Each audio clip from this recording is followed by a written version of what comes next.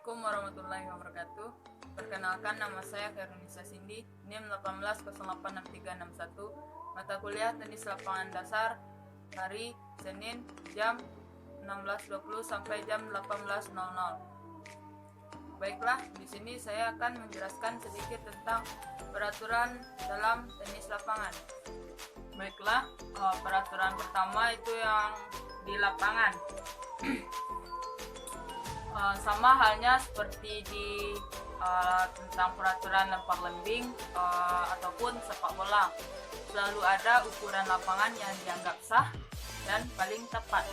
Dalam olahraga tenis lapangan pun sama demikian, dan Federasi Tenis Lapangan Internasional lah yang sudah menetapkan ukuran panjang lapangan tenis internasional secara standar. Yakni yang pertama itu ukuran panjang lapangan tenis itu sekitaran 23,78 meter, sedangkan untuk lebarnya itu 10,97 meter. Nah, selanjutnya untuk ukuran jarak pinggiran permainan tunggal itu diukur dari garis pinggir lapangan adalah 1,37 meter. Sedangkan untuk jarak garis servis yang diukur dari garis net adalah 6,40 meter. Nah, selanjutnya jarak tiang net juga memiliki ukuran tersendiri, di mana untuk permainan tunggal yang diukur dari garis pinggir permainan tunggal adalah 0,914 meter. Sementara untuk permainan ganda yang diukur dari garis pinggir lapangan adalah sama, yaitu 0,914 meter.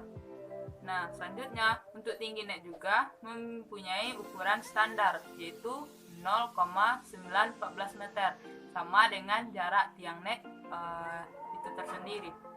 Nah, pada tinggi net yang berada tepat di tengah-tengah itu sekitaran 1,7 meter, dan untuk tinggi net bagian ujung yang sama seperti tinggi net yaitu 1,7 meter juga. Nah, untuk panjang ruangan pada tenis lapangan itu 36,7 meter dan lebarnya adalah 18,3 meter. Selanjutnya yang terakhir itu lapangan tenis wajib dalam area rata, di mana itu artinya sangatlah tidak diperkenakan untuk sampai berlubang. Kalau dapat dalam tenis lapangan itu tidak ada yang sebenarnya lecet. Nah, itu harus sempurna. Nah, tidak ada bergelombang. Nah, jika permukaan tanahnya sampai bergelombang atau berlubang, maka otomatis akan mengganggu para pemain. Oke, yang ketiga itu tentang peraturan peralatan dan perlengkapan pada tenis lapangan. Itu mencakup tentang kostum dan raket. Nah, uniknya di tenis lapangan ini, raketnya itu tidak boleh sembarangan karena sudah memiliki ukuran standar yang dianggap sah. Berbeda dengan badminton, itu terserah pemain. Nah, untuk tenis lapangan ini memiliki ukuran raket yang dianggap paling sah adalah berstandar ukuran 20 inci untuk panjang, dan untuk lebarnya itu 12,5 inch. Nah, raket tenis lapangan juga perlu mempunyai area pukul berupa senar yang rata. Nah, kostum tenis lapangan juga tak bisa sembarangan, meski dijual di pasaran dengan begitu banyak pilihan untuk para tenis. Namun yang lebih disarankan adalah kostum yang mudah menyerap keringat. Selanjutnya itu sepatu pun tidak menggunakan sepatu yang sembarangan, karena paling baik dan nyaman tentu adalah dengan menggunakan sepatu khusus tenis lapangan. Mengapa harus sepatu khusus?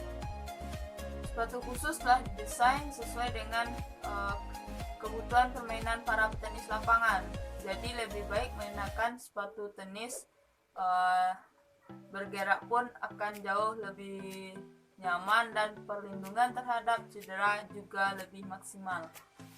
Nah, yang keempat itu teknik permainan, peraturan teknik permainan. Nah, peraturannya itu adalah pada olahraga tenis lapangan, penting juga untuk memahami setiap teknik permainannya yang menjadi bagian dalam peraturan permainan tenis lapangan. Gerakan tenis tidak bisa dilakukan sekenanya karena teknik-teknik tertentu seperti forehand, yaitu pukulan dengan telapak tangan yang memegang raket menghadap ke depan. Nah, backhand yakni pukulan dengan punggung tangan yang memegang raket menghadap ke depan. Kalau forehand itu memegangnya seperti huruf V. Nah, kalau backhand itu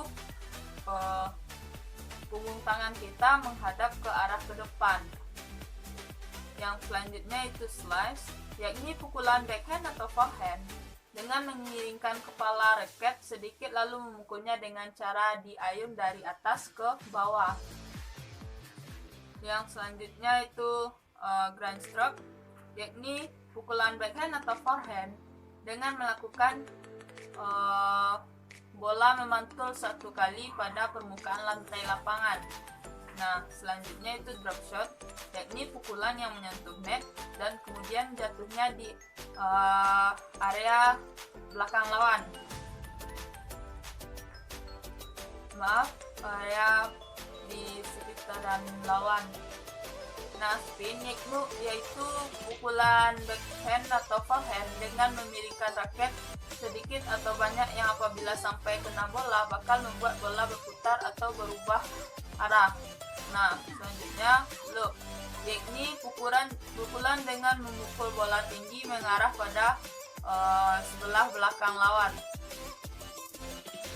Yang selanjutnya itu smash, yakni pukulan yang dilakukan dengan sekeras mungkin dan menghantam bola tanpa menyentuh tanah di atas kepala, dan target pukulan adalah ke lapangan sisi lawan.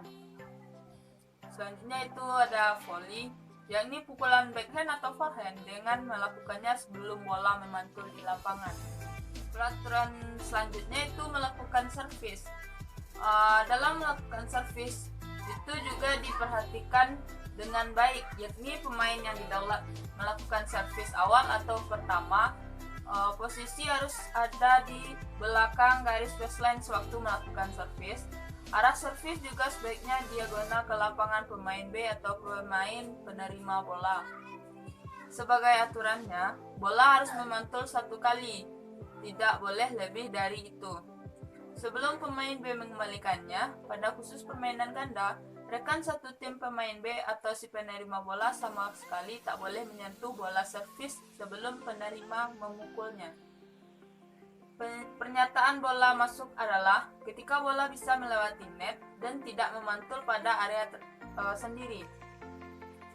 Sedangkan bola akan dinyatakan keluar ketika bola jatuh di area luar lapangan atau bola sama sekali tak menyentuh garis yang telah ditetapkan. Yang terakhir itu peraturannya adalah perhitungan skor. Aturan perhitungan skor pada tenis lapangan juga ada standarnya. Secara umum ada 3 set permainan pada pertandingan internasional. Walau terkadang ada 5 set dalam permainan tunggal atau putra, yang ditentukan sebagai pemenang pertandingan adalah pemain atau tim yang menang ada pada permainan itu 2 set terlebih dulu. Nah, dalam salah satu pemain, misalnya tim A menduduki 2 set lebih dulu dari pemain B, nah itu dinyatakan menang. Jika skor sudah sampai 40-40, maka inilah yang disebut dengan istilah deus.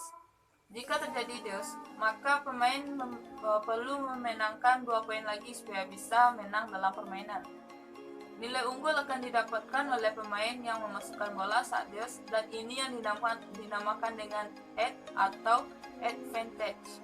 Namun ketika nilai tersebut diperoleh oleh pemain yang melakukan servis, maka istilahnya adalah add-in. Sedangkan poin yang diterima oleh penerima bola disebut dengan head out. Pemain perlu memenangkan sampai 6 games untuk menang dalam satu set dengan selisih 2, namun pengecualian jika menggunakan tie break. Pemain bisa memenangkan sebuah permainan dengan skor 6-0, 6-1, 6-2, 6-3, 6-4, tetapi tidak dengan 6-5. Apabila poin sampai 6-5, maka akan diadakan permainan atau babak tambahan yang perlu dimainkan hingga salah satu pemain bisa unggul 2 games dan poin otomatis menjadi 10-8 atau 8-6 atau 7-5. Selanjutnya ada sistem tie break pada tenis lapangan. Dan penggunaan sistem ini adalah dengan tujuan untuk mencegah jumlah set terlalu banyak. Dan untuk penggunaan sistem 2 poin lah yang umumnya digunakan. Pemain pertama memperoleh 7 poin dengan selisih 2 poin apabila permainan berskor 6-6 supaya bisa menang dalam set tersebut, di mana akhirnya skor menjadi 7-6. Oke, baiklah, hanya itu yang dapat saya jelaskan. Banyak kurangnya saya mohon maaf. Assalamualaikum warahmatullahi wabarakatuh.